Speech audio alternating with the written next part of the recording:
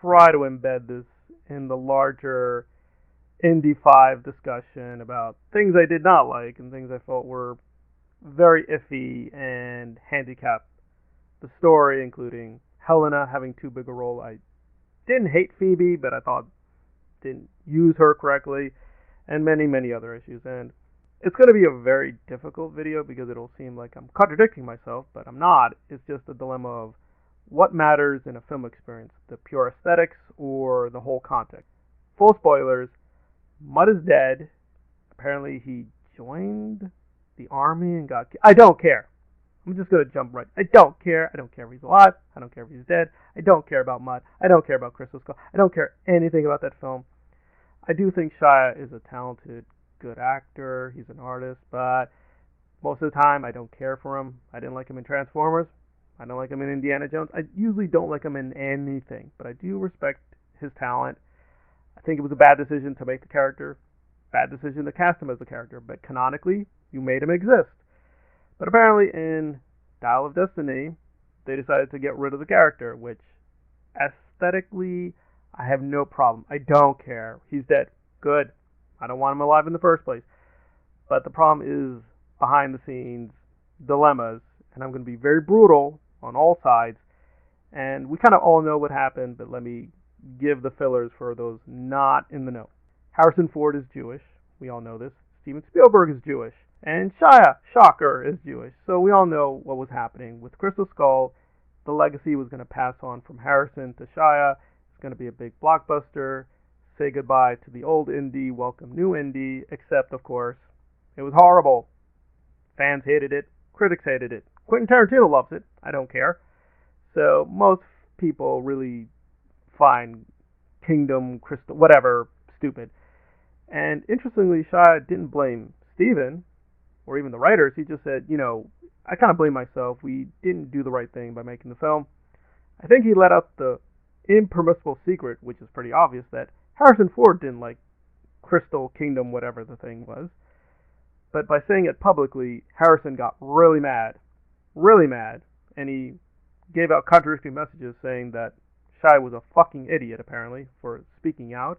But also, Shia, he's going through things. I understand. I hope things get better for him. So, aesthetically, I don't care that they destroyed Mutt, killed Mutt. I don't care. They could throw him out of clown Canon and into the multiverse of Spider Mad. I don't care. I don't care what happens to Mutt. But I do know why they killed him. They killed him because they don't like Shia. So they didn't kill Mutt. They were slapping Shia in the face. They're like, you know what? We're just going to kill you off. And normally I wouldn't care. I'm like, okay, fine, that's the canon. We have to follow the canon.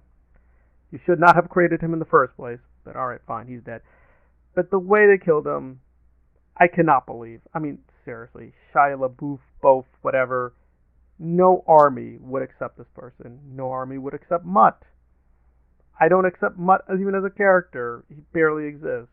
So you're telling me this whatever cheap knockoff Marlon Brando Harrison Ford pastiche thing was accepted by the army? Give me a break. No one in their right mind believes that. So canonically, that's what happened.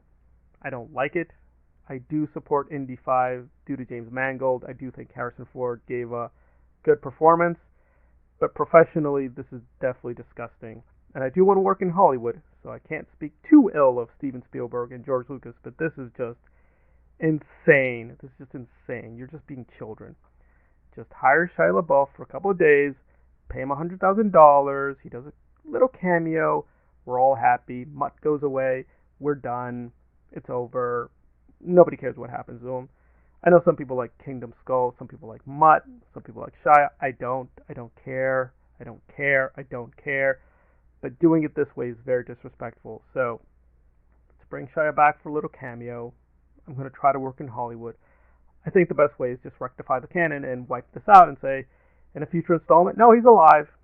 He's alive. He'll meet Harrison, Indy, say hello, goodbye. And that's it. And say, well, I thought he was dead. Yeah, I thought he was dead too, but that was apparently a bit of a miscommunication, and we're done.